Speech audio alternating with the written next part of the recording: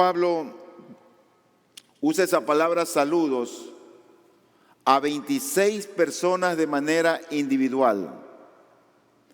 A 24 de las cuales, de las 26 que le envía saludos, las menciona por su nombre. Pablo, que estaba en otra ciudad cuando escribe esta carta para la iglesia de Roma, Pablo estaba en Corinto. Pablo no había ido nunca a Roma, no conocía la iglesia, pero sabía de estos hermanos, porque como él como apóstol recibía muchos hermanos que venían donde él, lo visitaban, eran de ayuda para el ministerio, para extender la obra de Dios. Y él, de las 26 a 24 los menciona por su nombre, y en la mayoría de esos que menciona por su nombre les agrega una referencia personal de aprecio. Menciona algo, no solamente salúdame a Juan, salúdame a Periquito, salúdame a fulana. No. Él menciona su nombre y él dice algo más. Él da una nota de aprecio. Por supuesto, estas cartas que escribía el apóstol Pablo, como esta carta que ya la estamos terminando, el próximo domingo, Dios mediante, la vamos a terminar. Esta carta eran cartas que debían ser leídas públicamente en las iglesias. Y tú imagínate, el apóstol manda una carta y la gente sentada en las casas, en los banquitos medio chuecos, y oye, el apóstol te mandó un saludo. ¿Quién? El apóstol Pablo. Y él empezara a mencionar los nombres y salúdame a fulano, a la casa de sutano. Estuvo conmigo preso, fue el primero que se convirtió, estuvo conmigo sufriendo, me ayudó muchísimo. Salúdame a fulano. No era un saludo superficial. No era un saludo como por salir del paso. ¿Qué fue? No era esa clase de saludo. Era un saludo cristiano. Entonces vamos a leer Romanos capítulo 16, del versículo 3 al 16. Dice la Escritura lo siguiente: saluden a Priscila y a Aquila, mis colaboradores en Cristo Jesús, los cuales expusieron su vida por mí, a quienes no solo yo doy gracias, sino también todas las iglesias de los gentiles. Saluden también a la iglesia que está en su casa. Saluden a mi querido hermano Epeneto, que es el primer convertido a Cristo en Asia. Saluden a María, que ha trabajado mucho por ustedes. Saluden a Andrónico y a Junías, mis parientes y compañeros de prisión, que se destacan entre los apóstoles y quienes también vinieron a Cristo antes que yo. Saluden a Amplías, mi querido hermano en el Señor. Saluden a Urbano, nuestro colaborador en Cristo, y a mi querido hermano Estaquis. Saluden a Apeles, el aprobado en Cristo. Saluden a los de la casa de Aristóbulo. Saluden a Herodión, mi pariente. Saluden a los de la casa de Narciso, que son del Señor. Saluden a Trifena y a Trifosa, obreras del Señor. Saluden a la querida hermana Pérsida, que ha trabajado mucho en el Señor. Saluden a Rufo, escogido en el Señor, también a su madre y mía. Saluden a Asíncrito, a Flegonte, a Hermes, a Patrobas, a Hermas y a los hermanos con ellos. Saluden a Filólogo y a Julia, a Nereo y a su hermana, y a Olimpas, y a todos los santos que están con ellos. Salúdense los unos a los otros con un beso santo. Todas las iglesias de Cristo los saludan. Es curioso que la mayor parte de estos nombres que se mencionan aquí, los padres no le ponen a sus hijos. El título del sermón para esta mañana es Muchos saludos. La semana pasada ustedes vieron dos versículos del capítulo 16, el versículo 1 y 2, y esto hacía referencia a una hermana que la Biblia la conoce como diaconisa de la iglesia. Y el apóstol Pablo, cuando escribe a la iglesia de Roma, dice que él está recomendando a esta hermana. Hoy en día es difícil encontrar una persona que recomiende a otra. Cada día se hace eso más complicado, decir, mira, yo recomiendo a esa persona. A veces, en verdad, en gente sencilla, no quieren recomendar a una empleada doméstica. Nadie se atreve. Porque resulta que siempre se recomienda a alguien a quien se conoce. Tú recomiendas a alguien cuando conoces acerca de su lealtad, de su buen trabajo, de su honestidad, de ese don de gente. Cuando uno conoce a una persona así, uno lo puede recomendar. Pero resulta que muchas veces no conocemos a las personas. Nos vemos, nos saludamos, pero no sabemos lo que hay por dentro. Hay personas que pueden estar llenas de altivez, de soberbia, de orgullo, de maldad, de perversión. Y uno no quiere correr el riesgo de recomendar a alguien para un trabajo. Porque no podríamos nosotros recomendar a una persona que fuera una ladrona o un ladrón. Yo no recomendaría a una persona que sé que tiene esa debilidad, que es un ladrón o una ladrona. No podría recomendar a una persona altiva, a una persona soberbia, a una persona conflictiva. ¿Cómo puedo recomendar a una persona así? Pero el apóstol Pablo recomienda a esta hermana. Y la recomienda porque la conoce. Ha pasado tiempo con ella. Conoce a su esposo. Conoce el trabajo que hace para el Señor. Y yo me pregunto, ¿eres tú recomendable? ¿El pastor de esta iglesia podría recomendarte para un trabajo santo? ¿O podría recomendarte para otra iglesia? Mira, no, ese hermano, mira, ese hermano es precioso. ¿Eres tú recomendable? Bueno, Pablo empieza este capítulo recomendando a esta hermana. Pero luego empiezan los saludos. Y nosotros nos damos cuenta que cuando empiezan estos saludos hay varias cosas que tenemos que entender. Y nosotros vamos a ver este sermón en dos partes. Un texto donde Pablo se está dirigiendo a una iglesia. ¿Qué vemos en esos versículos de saludo tras saludo? Vemos dos cosas. Por un lado vemos diversidad y por otro lado vemos unidad. ¿Cómo es posible que una iglesia en aquel entonces sea tan diversa, tenga tanta diversidad y al mismo tiempo haya unidad? Y el primer punto que quiero ver es justamente ese. Quiero ver la diversidad de la iglesia. La iglesia al día de hoy no es muy diferente a la iglesia en los tiempos de Pablo, cuando escribió esta carta a la iglesia en Roma. Quiero que imaginemos algo en esta mañana.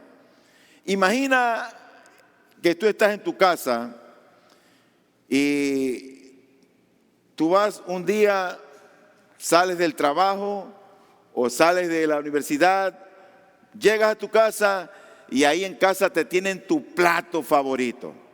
Te tienen ahí tu filet mignon o te tienen tu ceviche o tu ensalada y la bebida de tu gusto. Y tú, wow. Y empiezas con qué gusto a comer ese plato preferido. Y llega el segundo día y te tienen lo mismo. Y así pasa el tercero, el cuarto y el quinto y el sexto día tú le dices en tu casa a tu querida o a tu mamá: mami, ¿puedes cambiar la dieta? No, hijo, eso va a ser todo el año. Probablemente tú le digas al otro día: mami, mañana voy con unos amigos y voy a comer afuera. ¿Tú sabes por qué? Porque a nosotros nos gusta la diversidad. Y porque a Dios le encanta la diversidad. Mírense unos a otros. El que está sentado a tu lado, aunque tenga tu sangre, no es igual a ti. Dios así nos creó. Nos hizo diferentes, diversos. Ahora, llevémoslo al sentido espiritual, este asunto. Imagina que la señora que nos visita el día de hoy viene aquí por primera vez, que había venido por primera vez a IBPG, y encuentra que en esa primera reunión que llega a la iglesia, solamente encuentra jóvenes de entre 12 a 15 años. O tú vas a una iglesia y encuentras solamente jóvenes de esa edad. Tú tienes 40. Tú lo ves desde el lado positivo y dices: esta iglesia tiene futuro. Aquí hay muchos jóvenes. Llega el segundo domingo y tú que vas con tus 40 años, te vuelves a encontrar con los mismos muchachos de 12 a 15. Y ya encuentras que no tienes con quién conversar, porque los muchachos de 12 a 15 son mudos. Los varones buscan hablar nomás con las niñas. No tienen tema de conversación por lo general. Llega el tercer domingo y ya estás serio, porque no tienes con quién hablar. Es que todos son muchachos ahí. El único viejo ahí es el pastor. Y el cuarto domingo buscas otra iglesia. Porque cuando tú llegas a un lugar, tú lo que quieres ver también es diversidad. Hoy la iglesia continúa siendo diversa. Y cuando Pablo escribe esta carta a la iglesia en Roma, esa iglesia era diversa en raza, en posición social y en sexo o en género. Veamos un poquito el asunto de la diversidad en cuanto a la raza. Si tú vas al versículo número 3, dice: saluden a Priscila y a Aquila. Bueno, ocurre que Priscila y Aquila eran probablemente judíos. Ahora, en IBPG, aquí en esta iglesia, no vas a encontrar, sino en su mayoría, por no decir todos, latinos o hispanos. Por ahí hay algunos que parecen gringos, pero no son gringos. Parecen nomás. Pero todos son hispanos, todos somos hispanos, todos somos latinos. Aquí no tenemos asiáticos, aunque hay algunos medios achinados. Aquí nosotros no tenemos anglosajones. Pero si queremos ser más detallistas, de pronto tú vas a encontrar que aquí están hermanos que son de la sierra.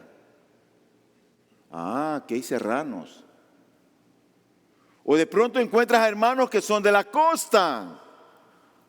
Es que también están los costeños, los cholos. Uf.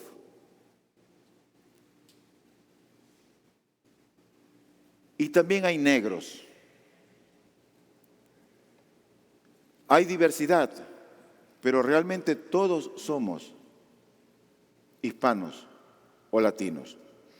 Bueno, en la iglesia en Roma habían dos grupos. Habían judíos y habían gentiles. Eran razas diferentes, costumbres diferentes, una religión diferente. Habían judíos y habían gentiles. Ahí está Priscila y Aquila como representando al grupo de los judíos. Pero también había diversidad, en segundo lugar, en cuanto a la posición social. Por ejemplo, la Biblia menciona en el versículo 8 a Amplías, en el versículo 9 a Urbano, en el versículo 14 a Hermes, y en el versículo 15 menciona a Filólogo y Julia. Esos nombres eran nombres comunes para esclavos. O sea que la iglesia tenía judíos, tenía gentiles y también habían esclavos. Era una iglesia donde había servidumbre. Otros tenían vínculos dentro de toda la iglesia en Roma con personas distinguidas, o sea que ellos estaban bien conectados. Algunos consideran probable que ese Aristóbulo que se menciona en el versículo 10 era nieto de Herodes el Grande y amigo del emperador Claudio. O sea, mira hasta dónde, cómo la iglesia estaba compuesta y cómo el Señor había añadido a esa iglesia gentiles, judíos, esclavos y gente bien conectada. Pero también se dice que Narciso, que se menciona en el versículo número 11, no era otro que el muy conocido, rico y poderoso Liberto, que había sido esclavo, pero era Liberto, que ejerció gran influencia sobre ese mismo emperador llamado Claudio. En el versículo 13 se menciona a Rufo. Y es muy posible que Rufo haya sido el hijo de Cirene que menciona el Evangelio de Marcos. Ustedes recuerdan a Simón de Cirene. Ese fue el que le dijeron, ayúdale a cargar la cruz a Cristo. Cuando iba Cristo camino al Gólgota con la cruz, ahí estaba ese Simón de Cirene. Era un hombre acaudalado. Dice Marcos 15, 21, y obligaron a uno que pasaba y que venía del campo, Simón de Cirene, padre de Alejandro y de Rufo, a que llevara la cruz de Jesús. Probablemente ese Rufo es este. Así que tú ves allí esta iglesia que está conformada por judíos, por gentiles, por esclavos que habían sido ya liberados, por gente rica, por gente bien conectada. Pero también era una iglesia que tenía diversidad en cuanto al sexo. De los 26 saludos que hace el apóstol Pablo, 9 de ellos, ¿sabes para quién estaban dedicados? Para mujeres. Y cuando tú lees cómo Pablo se dirige a las mujeres, tú te das cuenta que las respeta mucho, las tiene en alta estima. Para Pablo la mujer era muy considerada. De hecho, en todos los escritos de Pablo, Pablo le da a la mujer el lugar que le corresponde. ¿Te recuerdas aquella mujer que había sido sorprendida en el acto mismo del adulterio y que la iban a apedrear? Y aparece Cristo. Y me sorprende siempre ese texto, porque si fue sorprendida en el acto del adulterio, ¿dónde estaba el hombre? ¿Por qué llevaron solo a la mujer si fue sorprendida? ¿Por qué cogieron a ella y no al hombre? Y claro, eso Pablo lo aprendió de Jesús. Porque cuando Jesús estuvo con ella, dice la Escritura que el Señor empezó a escribir en el piso. La Biblia no dice lo que escribía. Algunos comentaristas creen que él pudo estar escribiendo cosas específicas. Por ejemplo, él pudo haber escrito algo así como esto: y tú, el de saco azul y corbatín azul, ¿qué estabas haciendo anoche? Entonces ese que estaba en la multitud, cuando Cristo escribía aquellas cosas, se sintió confrontado y avergonzado y se fue. Y de pronto empezaba a escribir cosas, y tú, mujer, o tú, hombre de cabello negro, ¿cuáles fueron las palabras que pronunciaste ayer? Y luego él ponía punto seguido, yo te oí lo que dijiste.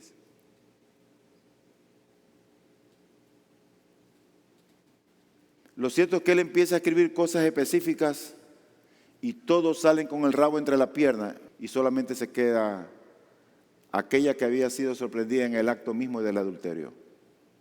¿Y sabe lo que le dice Jesús? Mujer. Así la trata. Mujer. Ya no era una cosa para ser usada. Ahora, mujer. ¿Dónde están los que te acusaban? ¿Ninguno te condenó? Ninguno, Señor. Y Cristo le dice, ni yo te condeno, vete y no peques más. Pablo entendía el trato que Cristo le daba a las mujeres. Y Pablo tiene aquí ese mismo trato con ellas. Y a estas mujeres las tiene en alta estima. Por ejemplo, en el versículo 3, él señala a Priscila. En el 6 a María. En el 7 a Junías.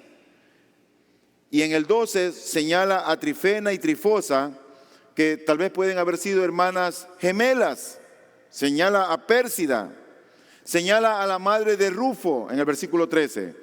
Y en el versículo 15 señala a Julia y la hermana de Nereo.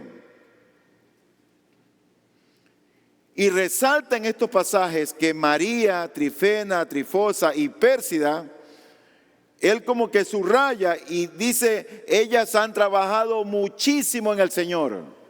Eso tú lo encuentras en el versículo 6 y en el versículo número 12. Vamos a leerlo, dice allí, saluden a María que ha trabajado mucho por ustedes. Para él no era desconocido eso. Y de hecho, en todo lugar siempre hay muchas mujeres que trabajan más que los hombres. Son más esforzadas.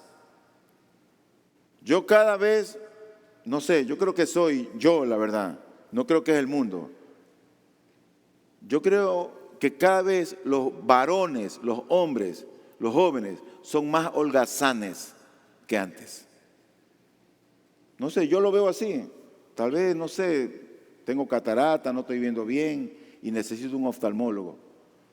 Pero yo veo hombres ahora cada día más holgazanes, que hay que empujarlos y decirle, oye, busca un trabajo, ponte a estudiar, busca un emprendimiento. Tú le preguntas a una muchacha, no, yo voy a estudiar tal cosa, quiero hacer tal cosa. Oye, le preguntas a un hombre, ¿qué va? No sé.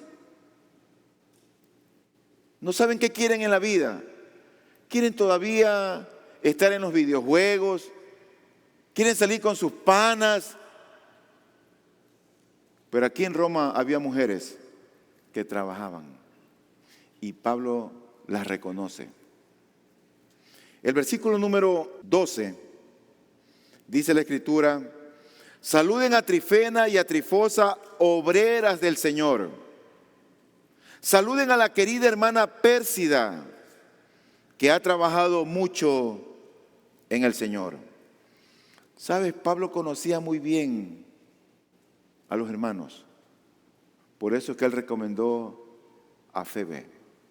Una vez más, ¿eres tú recomendable?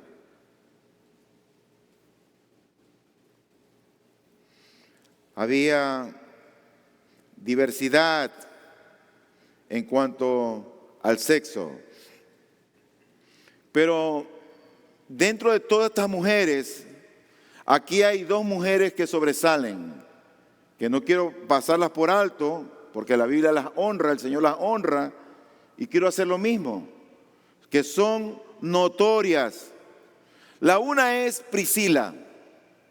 Dice el versículo 3 y 4. Saluden a Priscila y a Aquila. No es que eran dos mujeres, Aquila era el esposo, Priscila era la mujer. Saluden a Priscila y a Aquila, mis colaboradores en Cristo Jesús, los cuales expusieron su vida por mí, a quienes no solo yo doy gracias, sino también todas las iglesias de los gentiles. Priscila, si tú ves aquí, en muy escasas o raras ocasiones ponen a la mujer delante del varón, pero aquí esa es la sección. Aquí Priscila está delante de su esposo. ¿Por qué? Bueno, algunos comentaristas dicen que probablemente ella se convirtió primero, pero eso no daría lugar para que, porque te convierte primero, voy a poner primero a la mente a la mujer. Otros creen que probablemente ella era más activa que él. Y otros creen que probablemente tal vez ella tenía una personalidad dominante. Era la que hablaban, la que tomaba la iniciativa. La otra mujer que hace referencia a la Biblia en estos pasajes es ese nombre algo extraño llamado Junías. En el versículo 7 dice la Escritura: saluden a Andrónico y a Junías, mis parientes y compañeros de prisión que se destacan entre los apóstoles y quienes también vinieron a Cristo antes que yo. Parece ser que Andrónico y Junías eran un matrimonio. Bueno, Priscila y Aquila eran un matrimonio.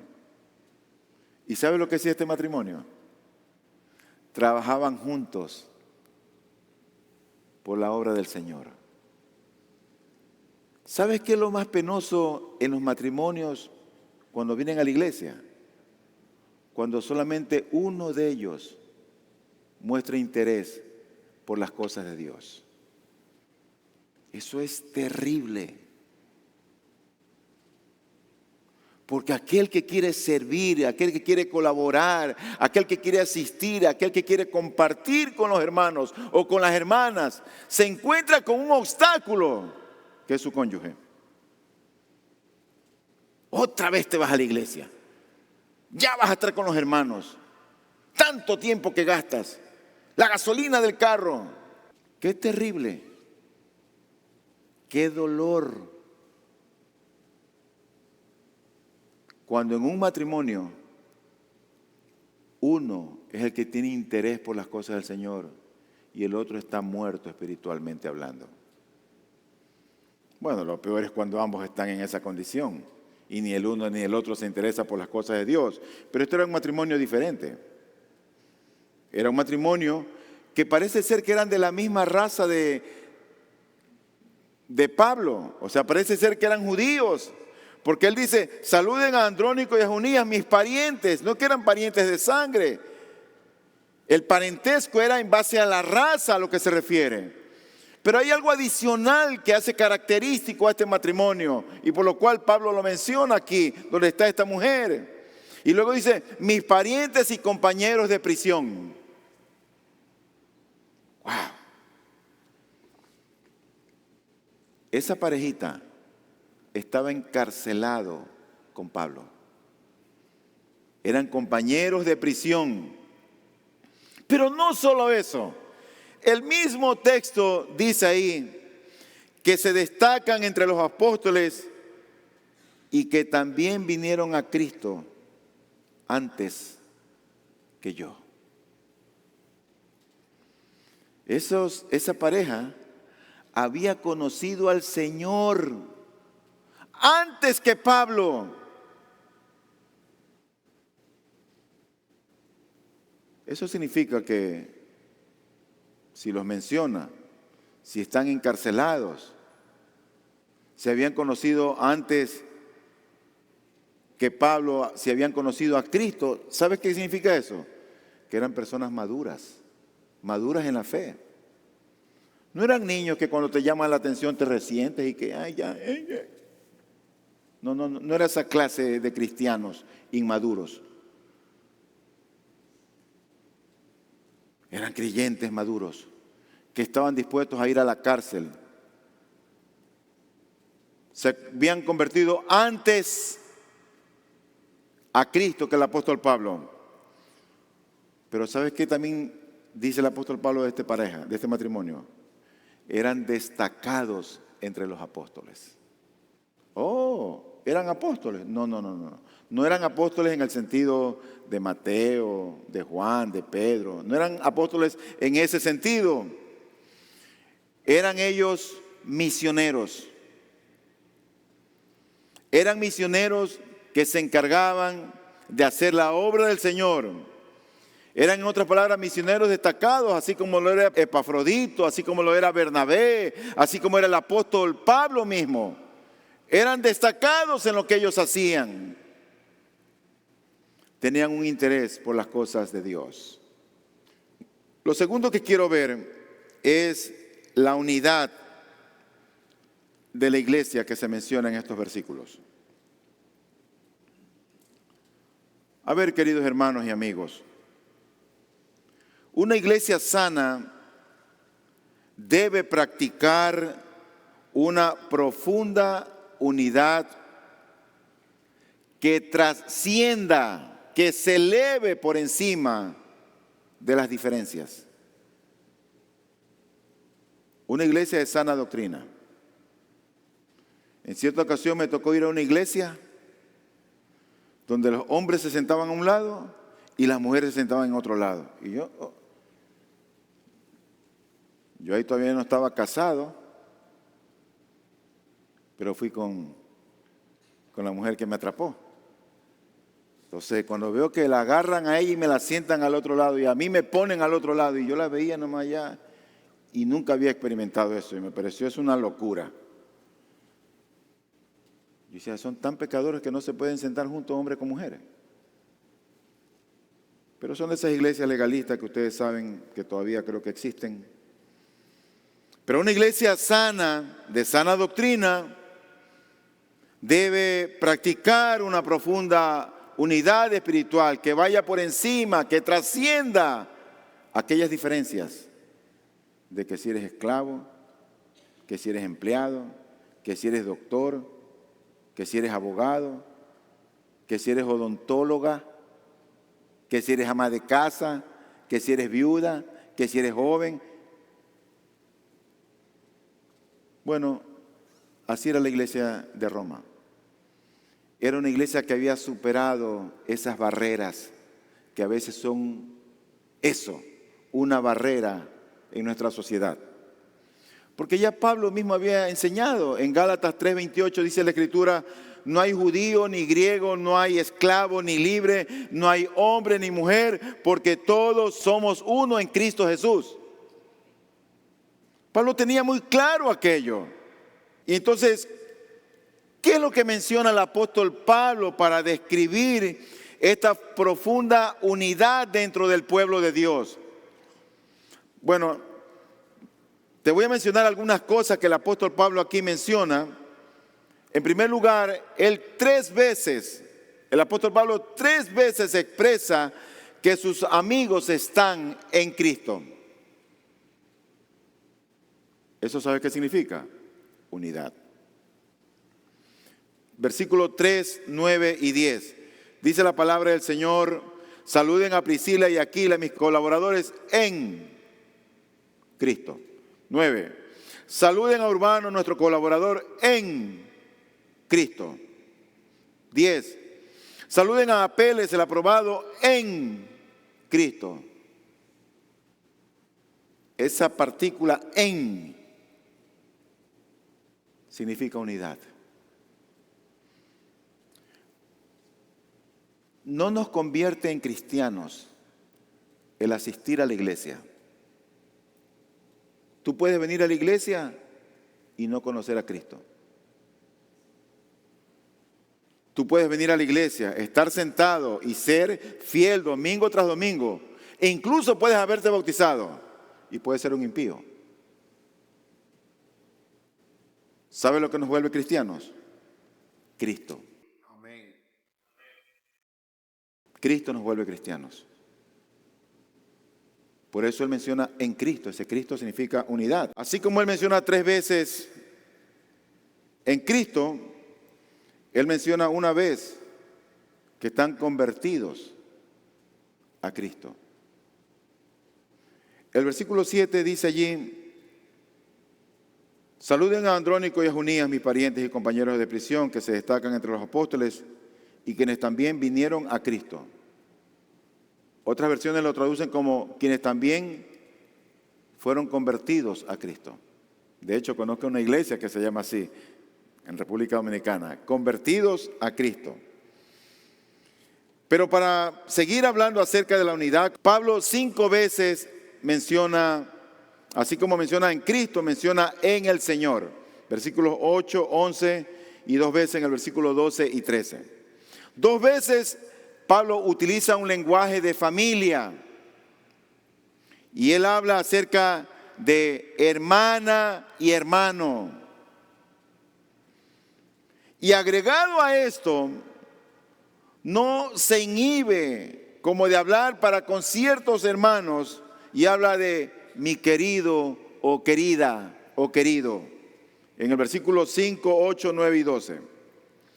Pero también el apóstol Pablo menciona 2 experiencias que fortalecen la unidad cristiana, como el ser compañeros de trabajo en la obra de Dios. El ser compañeros en el sufrimiento. Cuando la iglesia se reúne los fines de semana y hermanos se dedican a limpiar el salón, el piso, el altar, las oficinas, y se ven unos con otros, eso es glorioso. Porque estás trabajando con tu hermano, quien tiene tu mismo sentir para las cosas del Señor. Así que estas son descripciones de esta fundamental unidad del pueblo de Dios en Cristo, en Jesús, hermana, hermanos, compañeros en el sufrimiento, compañeros en el trabajo. En segundo lugar, ¿cómo se manifestaba en la práctica en la iglesia de Roma la unidad si eran tan diferentes? ¿Cómo se manifestaba? Bueno, para empezar sabemos que se reunían ellos en casa. No tenían un edificio grande con asientos cómodos, con aire acondicionado y con un micrófono que ayude a la voz débil del predicador. Se reunían ellos en casa. Y nosotros no podemos suponer que la iglesia se reunía según el sexo, según la posición social, de modo que hubiese iglesias caseras diferentes, por un lado para hombres, por otro lado para mujeres, por otro lado los esclavos, por otro lado los acomodados, por otro lado los judíos y por otro lado los gentiles. Yo no creo que la iglesia en Roma se reunía así en las casas. La iglesia en Roma era una iglesia heterogénea. Y la heterogeneidad es esencial en la iglesia, por cuanto es la sola y única comunidad en el mundo en la que el Señor Jesucristo ha desbaratado todos los muros que causan división. Todos los muros. ¿O tú crees que en el cielo van a estar las amas de casa por un lado y los abogados por otro lado? No va a haber eso allí. Una iglesia homogénea es una iglesia defectuosa que debe esforzarse de una manera intencional, de una manera penitente y perseverante hasta lograr la heterogeneidad.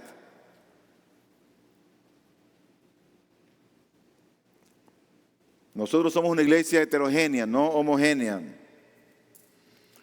Lo cierto es que el apóstol finaliza esta sección de los saludos con dos saludos generales, que es con lo que voy a terminar. Y él dice en el versículo 16, dice, salúdense los unos a los otros con un beso santo.